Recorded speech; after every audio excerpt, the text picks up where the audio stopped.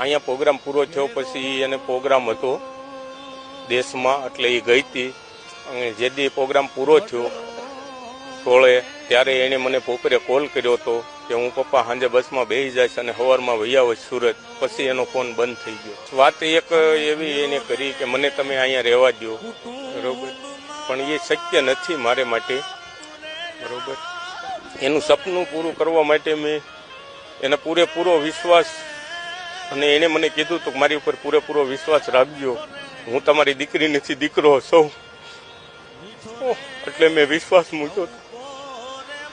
એ તો મારે હૃદય હશે આવી જાય એટલું જરૂરી છે, બહુ જરૂરી છે, ખરેખર જરૂરી છે. અને આજ હું તો પટેલ સમાજ, આજ મારા પટેલ સમાજની દીકરી જાય, કોઈ પણ સમાજની દીકરી જાય, જેને દીકરી કહી હોય એને ખબર હોય, બીજાને ન હોય ખબર.